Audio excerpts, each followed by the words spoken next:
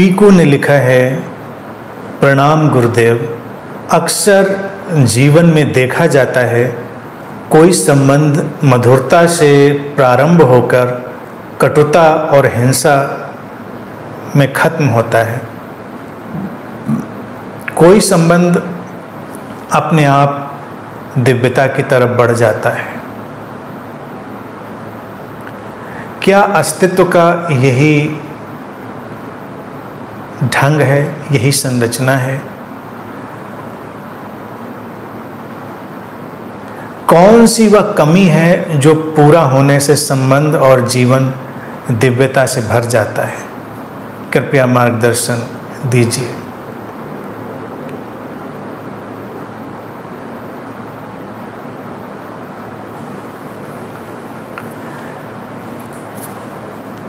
पीकू का प्रश्न समझने जैसा है। तमाम लोग संबंधों के इन अड़चनों से जूझते हैं। संबंध फूलों के खिलने जैसे होते हैं, अलग अलग ढंग से अलग अलग रूपों में फूल खिलते हैं। हर फूल की खिलावट, उसका जीवन, उसका लाइफ स्पैन सब अलग अलग होता है। फूल खिलते हैं तो फूल मुरझाते भी हैं।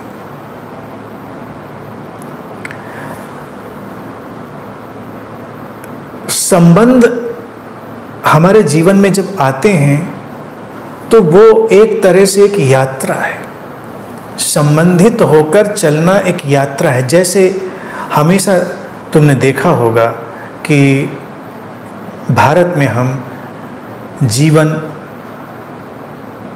और जगत को जब परिभाषित करना चाहते हैं तो एक हम चक्र की ही परिकल्पना करते हैं। जीवन चक्र, काल चक्र।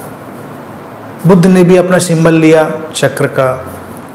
हम संसार को जगत कहते हैं तो जगत का अर्थ भी वही होता है, एक चक्र, एक घेरा।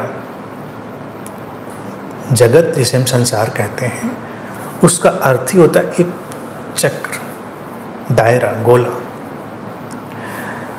इस चक्र को ही हम देखें जब एक चाक की तरह देखते हैं जिस पे कोई कुम्हार बर्तन बनाता है। मिट्टी सानी जाती है, बर्तन या उस पर कुछ भी आकृति बनाई जाती है। पूरी प्रक्रिया पर निगाह डालोगे तो समझ में आएगा ये ऐसा ही तो है। संबंधों का जगत एक चाक घूम रहा है, उस चाक पर कुछ निर्मित होगा, उसके पहले मिट्टी गूंथी जाएगी। मिट्टी जब गूंथी जाती है तो बहुत सुंदर नहीं लगती है। हाथ गंदे होते हैं। हाथ, अगर हम ये न जानते हो कि इसके आगे ये परिणाम आने वाला है तो हम उस मिट्टी में हाथ ही न डालेंगे। तो बहुत संबंधों में ऐसे ही हाथ गंदे होते हैं, उलझाव आते हैं। लेकिन जब उस मिट्टी को चाक पर रखा जाता है और अगर उसको कुशल हाथों से घुमाया जाता है तो कितने भी कुशल हाथों कभी कभी वो बेडौल हो जाते हैं, टूट जाते हैं। उनको हटा के अलग डाल दिया जाता है, उनको फिर आकार दे दिया जाता है। और इस चाक और कुम्हार का प्रतीक भी बहुत उपयोग किया गया। अध्यात्म में कबीर से लेकर गोरख से लेकर बहुत लोगों ने इसका उपयोग किया क्योंकि सुंदर प्रतीक है। अब होता क्या है, उसमें फिर कोई बर्तन बना, मान लो कल्पना करो कोई घड़ा बना, अब वो सूखेगा। सूखने की प्रक्रिया में कुछ बचेगा, कुछ टूट भी सकता है। ऐसा ही जीवन है ना। अब वो बना के सुखाया जा रहा है तो गारंटी तो नहीं है कि ये चलेगा ही चलेगा। फिर कुछ आग से गुजरेंगे, आग से गुजर के कुछ तपेंगे, वो तपकर जो बाहर निकलेंगे वो मजबूत हो जाएंगे। तो संबंध ऐसे ही गीली मिट्टी चाक पर घूमती है। तमाम संबंध आते हैं, जाते हैं। कुछ ऐसी अनावश्यक मिट्टी की तरह बिखर जाते हैं, कुछ उस पर आकार ले लेते हैं, कुछ कच्चे ही टूट जाते हैं, कुछ आग में जाते हैं, कुछ तपते हैं, निखरते हैं, और कुछ आग में भी टूट जाते हैं। आग बर्दाश्त नहीं कर पाते, उसमें टूट जाते हैं। कुछ सारी तपिश बर्दाश्त कर कर निखर कर सामने आते हैं तो वो फिर दिव्य संबंध बन जाते हैं। अब कोई पूछे कि ऐसा क्यों होता है, कि कुछ क्यों टूटते हैं, कुछ क्यों बचते हैं, आग में क्यों तपते हैं, ये चाक क्यों घूमता है? ऐसा ही होता है। यही जीवन चक्र है, यही जीवन की लीला है। यहां पर क्यों पूछने का सवाल नहीं, प्रक्रिया ही यही है, प्रक्रिया ही यही है। हम लोग थोड़ा सा जीवन को समझने में नाइंसाफी करते हैं ना। हमको सब कुछ हर चीज में परफेक्ट चाहिए, यानी कि हमको पक्का पका हुआ संबंध का बर्तन भी चाहिए और मिट्टी में हमको हाथ भी नहीं सानने। हमको वो खतरा भी मोल नहीं लेना है कि जब हाथ टेढ़ा मेढ़ा हो जाए और बर्तन बिगड़ जाए, चांस तो है, संभावना है। हम तो सीधे चाहते हैं कि बस एक रेडीमेड आ जाए। तो रेडीमेड संबंध होते नहीं। आजकल हम रेडीमेड संबंध बनाने की कोशिश करते हैं और उसी में सब मामला खो जाता है, क्योंकि संबंध रेडीमेड नहीं आते। वो तो चाक पर मिट्टी की यात्रा है। और उसमें भी देखिए क्या है, संभालना और सहेजना, उसकी भी प्रक्रिया है। बर्तन में एक हाथ संभालता है, एक हाथ थोड़ा सा ठोकर देता है। कभी प्यार से, कभी मार से समय हमें समझाता है। तो संबंधों में मार भी आती, प्यार भी आता है, सब आते हैं। अब कटुता क्यों आती है? कटुता है इंटरप्रिटेशन, कटुता है व्याख्या। मनुष्य को एक मन भी मिला है, बर्तनों को मन नहीं मिला था, मिट्टी को मन नहीं मिला था, तो इसलिए मिट्टी वो संघर्ष नहीं कर सकती। हमको मन मिला हुआ है, तो उस मन के कारण हम व्याख्याएं करते हैं। ऐसा क्यों हुआ, वैसा क्यों हुआ, और उसमें तमाम चीजें कटुता की तरफ बढ़ जाती हैं। कभी कभी ऐसा भी होता है कि जो कटुता का फेज है, जब हमारे अंदर कटुता उबल रही होती है, अगर उस समय को साध लिया जाए और उस चाक को घूमने दिया जाए, तो वो कटुता ही कुछ और परिपक्वता लेकर आ जाती है। लेकिन हम जल्दबाजी में होते हैं, जल्दबाजी में हम बस कटुता ही खत्म।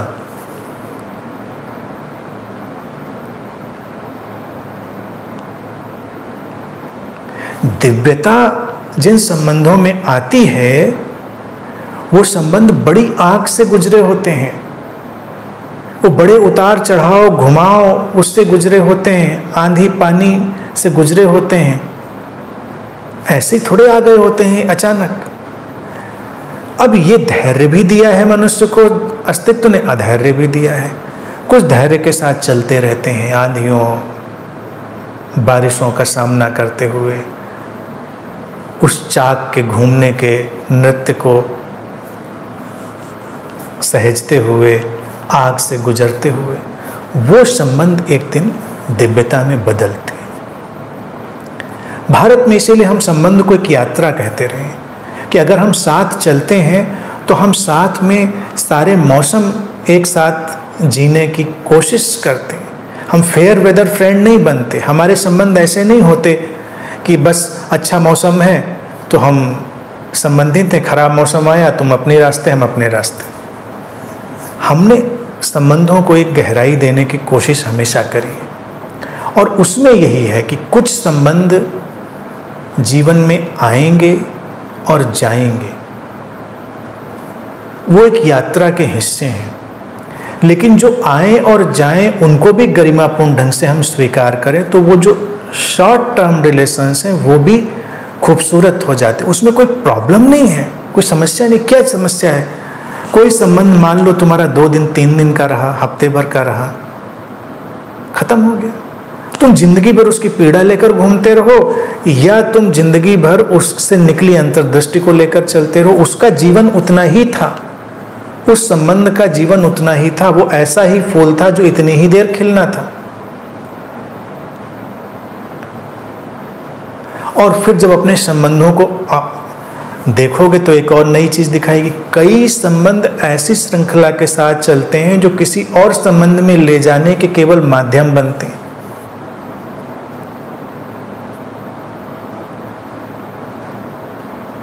जैसे रॉकेट लॉन्चर, जीवन में तमाम ऐसे संबंध आते हैं। जैसे हम कोई सैटेलाइट जब डाल रहे हैं स्पेस में, तो रॉकेट लॉन्चर में उसको हम फिट करके भेजते हैं, रॉकेट लॉन्चर अपना काम पूरा करके गिर जाता है और वो सैटेलाइट आगे चली जाती है। कुछ संबंध बिल्कुल रॉकेट लॉन्चर की तरह आते हैं, वो तुमको किसी दूसरे संबंध में फेंकते हैं और वापस ख़त्म हो जाते हैं। तब उनको पकड़ने की कोशिश नहीं करनी चाहिए।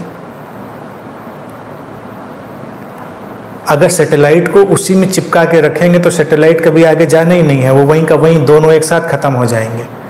तो ऐसे संबंध भी विदा होते हैं। अब विदा होने के मानवीय प्रतिभा है, वो विदा होते समय गरिमापूर्ण ढंग से विदा हो सकते हैं और कटुतापूर्ण ढंग से विदा हो सकते हैं। ये मनुष्य के अपने समझ, सजगता, अंतर्दृष्टि पर निर्भर करता है कि गिरते हुए सैटेलाइट के टुकड़ों पर जब वो समंदर में गिर रहा होता है तो आप स्यापा करें या आप शांत रहें। आप जानें कि ऐसा ही होता है।